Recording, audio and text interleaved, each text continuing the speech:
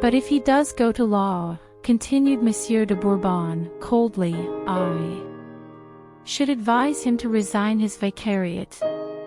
We will consult lawyers, said Madame de Listomere, and go to law if law is best.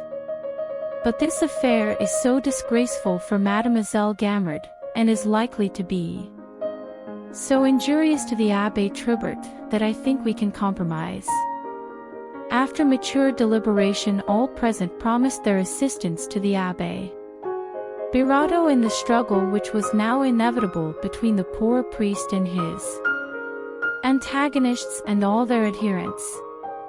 A true presentiment, an infallible provincial instinct, led them to couple the names of Gamard and Tribert.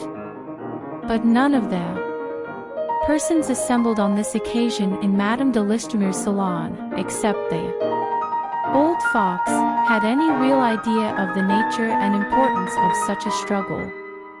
Monsieur de Bourbon took the poor Abbé aside into a corner of the room. Of the 14 persons now present, he said, in a low voice, not one will stand by you a fortnight hence. If the time comes when you need someone to support you, you may find that I am the only person in Tours bold enough to take up your defense, for I know the provinces and men and things, and, better still, I know self-interests. But these friends of yours, though full of the best intentions, are leading you astray into a bad path, from which you won't be able to extricate yourself. Take my advice. If you want to live in peace, resign the vicariate of Saint Gatien and leave Tours. Don't say where you are going, but find some distant parish where Tribert cannot get hold of you.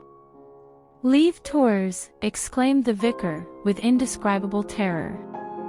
To him it was a kind of death, the tearing up of all the roots by which he held to life.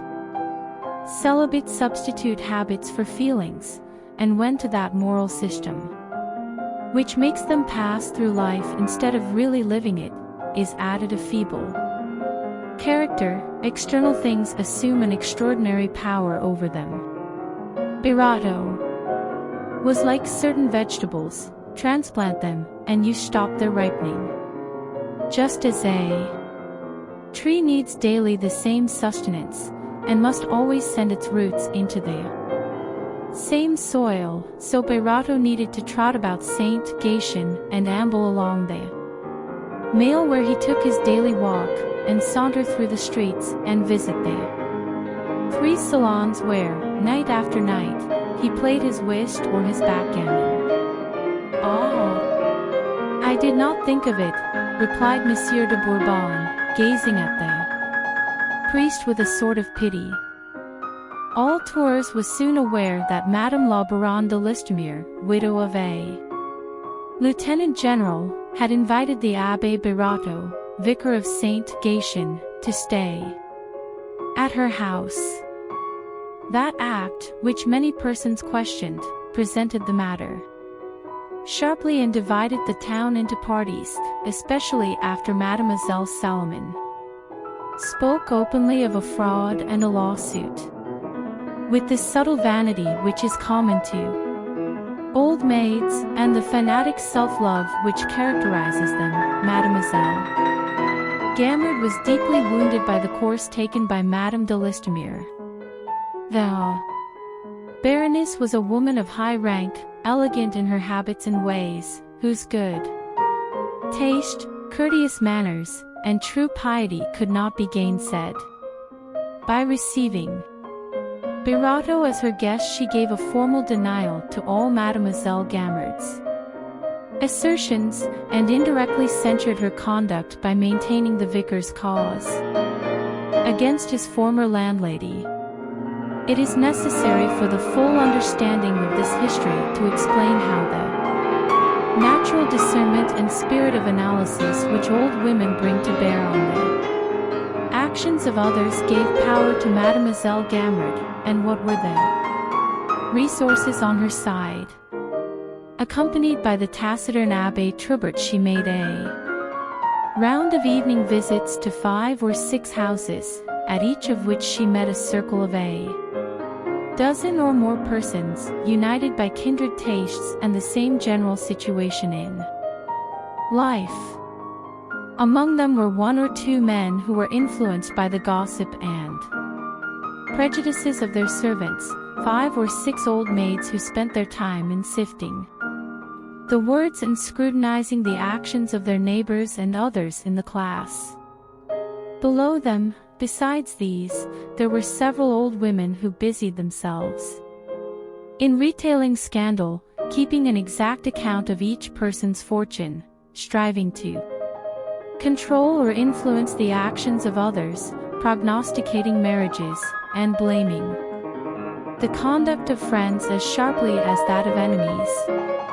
These persons spread about the town like the capillary fibers of a plant, sucked in with the thirst of a leaf for the dew, the news, and the secrets of each household, and transmitted them mechanically to the Abbé Trubert, as the leaves convey to the branch the moisture they absorb. Accordingly, during every evening of the week, these good devotees, excited by that need of emotion which exists in all of us, rendered an exact account of the current condition of the town with a sagacity worthy of the Council of 10, and were, in fact, a species of police, armed with the unerring gift of spying bestowed by passions. When they had divined the secret meaning of some event, their vanity led them to appropriate to themselves the wisdom of their Sanhedrim, and set the tone to the gossip of their respective spheres. This idle but ever busy fraternity, invisible, yet seeing all things, dumb, but perpetually talking, possessed an influence which its nonentity seemed to render harmless, though it was in fact terrible in its effects when it concerned itself with serious interests. For a long time nothing had entered the sphere of these existences so serious and so momentous to each one of them as the struggle of Bayrato, supported by Madame de Listomere, against Mademoiselle Gamard and the Abbé Trubert. The 3 salons of Madame de Listomere and the Demoiselles Merlin de la Blotière and de Villenoix being considered as enemies by all the salons which Mademoiselle Gamard frequented, there was at the bottom of the quarrel a class sentiment with all its jealousies. It was the old Roman struggle of people and senate in a molehill, a tempest in a teacup, as Montesquieu remarked when speaking of the Republic of San Marino, whose public offices are filled by the day only, despotic power being easily seized by any citizen. But this tempest, petty as it seems, did develop in the souls of these persons as many passions as would have been called forth by the highest social interests. It is a mistake to think that none but souls concerned in mighty projects, which stir their lives and set them foaming, find time too fleeting. The hours of the Abbé Trubert fled by as eagerly, laden with thoughts as anxious, harassed by despairs and hopes as deep as the cruelest hours of the gambler, the lover, or the statesman. God alone is in the secret of the energy we expend upon our occult triumphs over man, over things, over ourselves. Though we know not always whither we are going, we know well what the journey costs us, if it be permissible for the historian to turn aside for a moment from the drama he is narrating and ask his readers to cast a glance upon the lives of these old maids and abbés, and seek the cause of the evil which vitiates them at their source. We may find it demonstrated that man must experience certain passions before he can develop within him those virtues which give grandeur to life by widening his sphere and checking the selfishness which is inherent in every created being. Madame de Listomere returned to town without being aware that for the previous week her friends had felt obliged to refute a rumor, at which she would have laughed had she known that her affection for her nephew had an almost criminal motive. She took Berato to her lawyer, who did not regard the case as an easy one. The vicar's friends, inspired by the belief that justice was certain in so good a cause, or inclined to procrastinate in a matter which did not concern them personally, had put off bringing the suit until they returned to Tours. Consequently, the friends of Mademoiselle Gamard had taken the initiative, and told the affair wherever they could to the injury of Berato. The lawyer, whose practice was exclusively among the most devout church people, amazed Madame de Listomere by advising her not to embark on such a suit. He ended the consultation by saying that he himself would not be able to undertake it, for, according to the terms of the deed, Mademoiselle Gamard had the law on her side.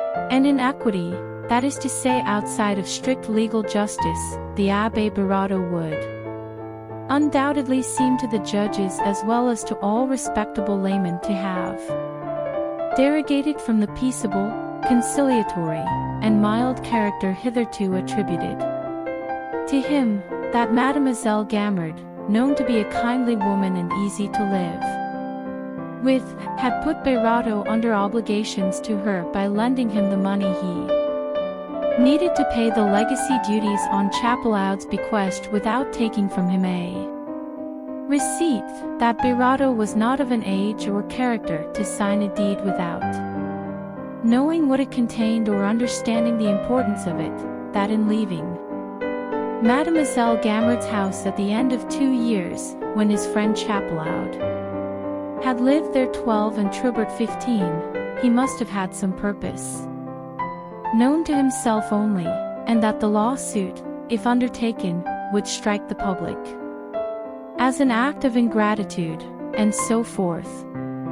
Letting Berato go before them to the staircase, the lawyer detained Madame de Listomere a moment to entreat her, if she valued her own peace of mind, not to involve herself in the matter. But that evening the poor vicar, suffering the torments of a man under sentence of death who awaits in the condemned cell at Bicêtre the result of his appeal for mercy, could not refrain from telling his assembled friends the result of his visit to the lawyer.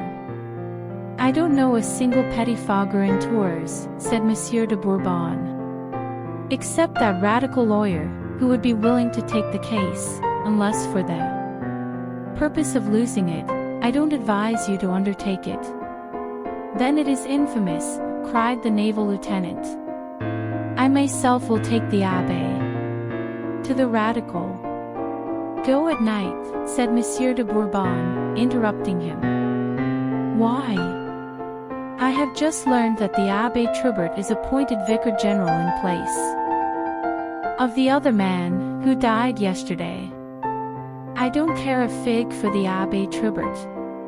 Unfortunately, the Baron de Listomere, a man 36 years of age, did not see the sign. Monsieur de Bourbon made him to be cautious in what he said, motioning as he did so to a friend of Trubert, a councillor of the prefecture, who was present.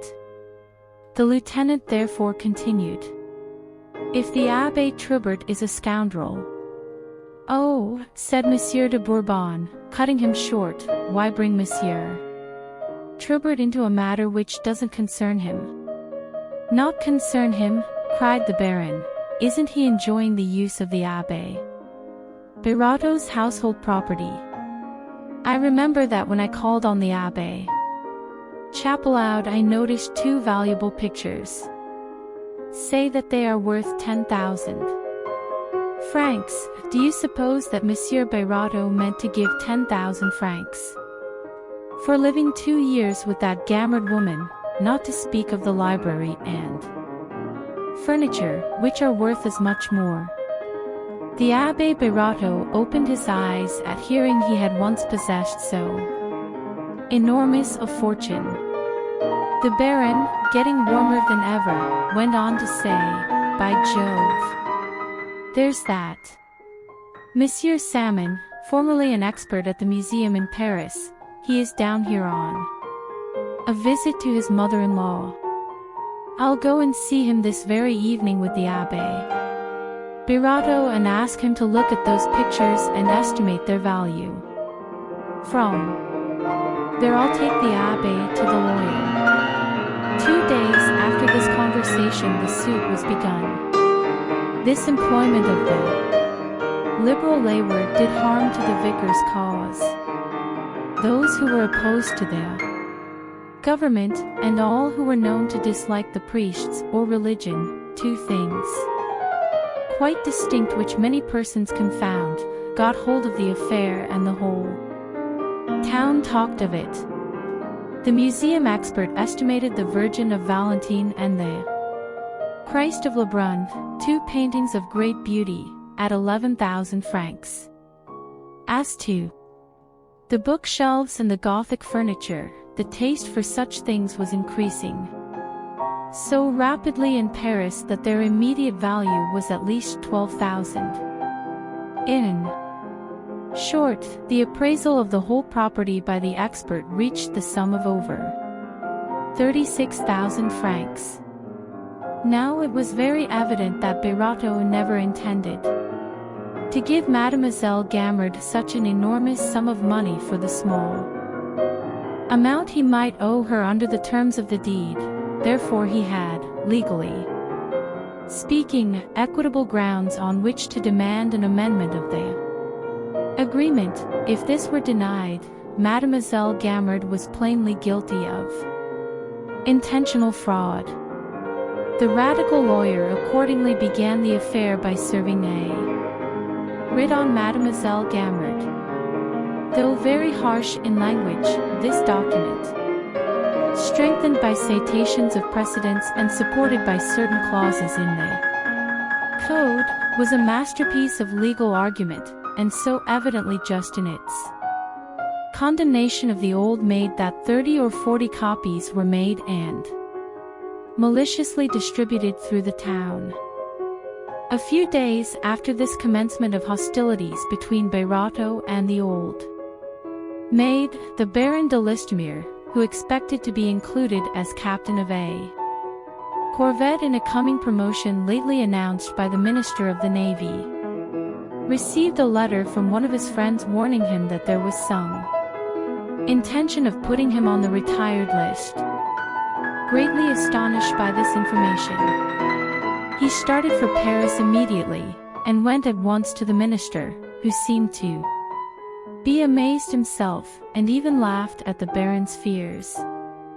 The next day, however, in spite of the minister's assurance, Monsieur de Listomere made inquiries in the different offices. By an indiscretion, often practiced by heads of departments in favor of their friends, one of the secretaries showed him a document confirming the fatal news, which was only waiting the signature of the director, who was ill, to be submitted to the minister. The Baron de Listomere went immediately to an uncle of his, a deputy, who could see the Minister of the Navy at the chamber without loss of time, and begged him to find out the real intentions of His Excellency in a matter which threatened the loss of his whole future. He waited in his uncle's carriage with the utmost anxiety for the end of the session. His uncle came out before the chamber rose, and said to him at once as they drove away, "Why the devil have you meddled in a priest's quarrel? The minister began by telling me you had put yourself at the head of the radicals in Tours, that your political opinions were objectionable, you were not following in the lines of the government, with other remarks as much involved as if he were addressing the chamber. On that I said to him, "Nonsense. Let us come to the point." The end was that His Excellency told me frankly you were in bad odor with the diocese.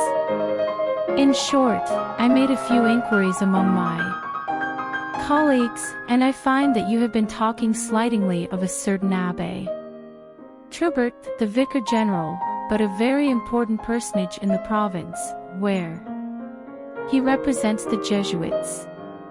I have made myself responsible to the minister for your future conduct. My good nephew, if you want to make your way, be careful not to excite ecclesiastical enmities.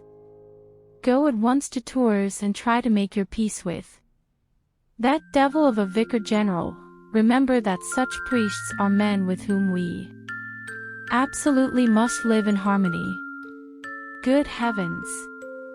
When we are all striving and working to re-establish religion, it is actually stupid, in a lieutenant who wants to be made a captain, to affront the priests. If you don't make up matters with that Abbé Trubert, you needn't count on me. I shall abandon you. The Minister of Ecclesiastical Affairs told me just now that Trubert was certain to be made bishop before long. If he takes a dislike to our family, he could hinder me from being included in the next batch of peers. Don't you understand? These words explained to the naval officer the nature of Trubert's secret occupations, about which Bairado often remarked in his silly way, "I can't think what he does with himself, sitting up all night." The canon's position in the midst of his female senate, converted so adroitly into provincial detectives, and his personal capacity, had induced the Congregation of Jesus to select him out of all the ecclesiastics in the town, as the secret proconsul of Touraine. Archbishop, general, prefect, all men, great and small, were under his occult dominion. The Baron de Listomere decided at once on his course. "I shall take care," he said to his uncle, "not to get another round shot below my waterline." 3 days after this diplomatic conference between the uncle and nephew, the latter, returning hurriedly in a post-chaise, informed his aunt, the very night of his arrival, of the dangers the family were running if they perished in supporting that fool of a Bairado. The Baron had detained Monsieur de Bourbon as the old gentleman was taking his hat and cane after the usual rubber of whist. The clear-sightedness of that sly old fox seemed indispensable for an understanding of the wreaths among which the Listomere family suddenly found themselves, and perhaps the action of taking his hat and cane was only a ruse to have it whispered in his ear, "Stay after the others, we want to talk to you." The Baron's sudden return, his apparent satisfaction, which was quite out of keeping with a harassed look that occasionally crossed his face, informed Monsieur de Bourbon vaguely that the lieutenant had met with some check-in his crusade against Gamard and Trubert. He showed no surprise when the Baron revealed the secret power of the Jesuit Vicar General. "I knew that," he said. "Then why," cried the Baroness, "did you not warn us?" "Madam," he said, sharply, "forget that I was aware of the invisible influence of that priest, and I will forget that you knew it equally well. If we do not keep this secret now, we shall be thought as accomplices, and shall be more feared and hated than we are. Do as I do, pretend to be duped, but look carefully where you set your feet. I did warn you sufficiently, but you would not understand me, and I did not choose to compromise myself." "What must we do now?" said the Baron. The abandonment of Bairado was not even made a question, it was a first Condition tactily accepted by the three deliberators. To beat a retreat with the honors of war has always been the triumph of the ablest generals, replied Monsieur de Bourbon.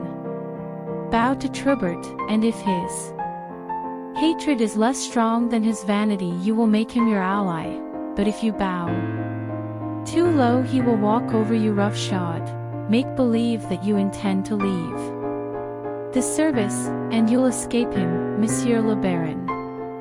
Send away Birato, Madame, and you will set things right with Mademoiselle Gamard. Ask the Abbé Trubert, when you meet him at the Archbishop's, if he can play whist. He will say yes. Then invite him to your salon, where he wants to be received.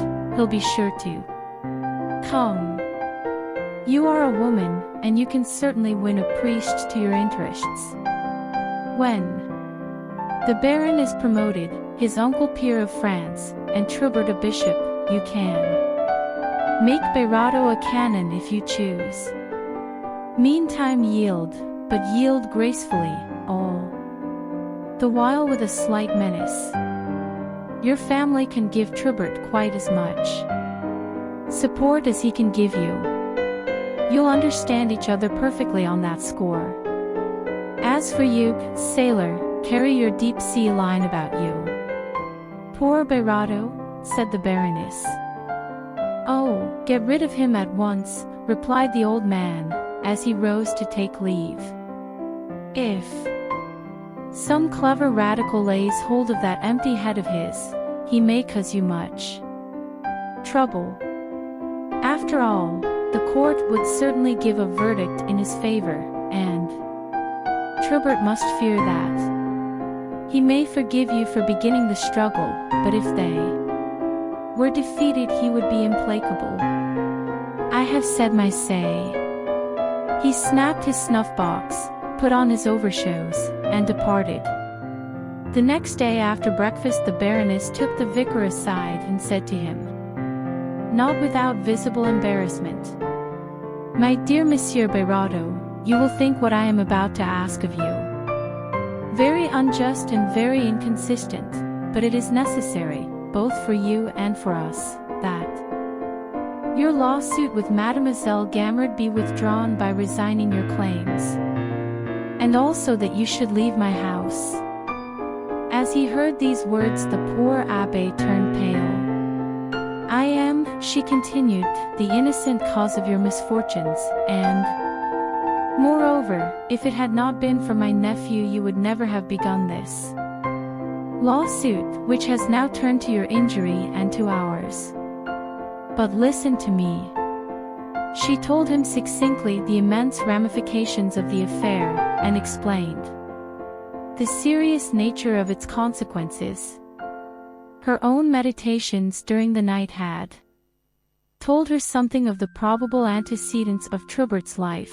She was able, without misleading Birato, to show him the net so ably woven round him by revenge, and to make him see the power and great capacity of his enemy, whose hatred to Chapelaud, under whom he had been forced to crouch for a dozen years, now found vent in seizing Chapelaud's property and in persecuting Chapelaud in the person of his friend. The harmless Birato clasped his hands as if to pray, and wept with distress at the sight of human horrors that his own pure soul was incapable of suspecting. As frightened as though he had suddenly found himself at the edge of a precipice, he listened, with fixed, moist eyes in which there was no expression, to the revelations of his friend, who ended by saying, I know the wrong I do in abandoning your cause, but, my dear Abbé, family duties must be considered before those of friendship. Yield, as I do, to this storm, and I will prove to you my gratitude. I am not talking of your worldly interests, for those I take charge of. You shall be made free of all such anxieties for the rest of your life. Bye. of Monsieur de Bourbon, who will know how to save appearances, I shall arrange matters so that you shall lack nothing. My friend, grant me the right to abandon you. I shall ever be your friend, though forced to conform to the axioms of the world. You must decide. The poor, bewildered abbé cried aloud.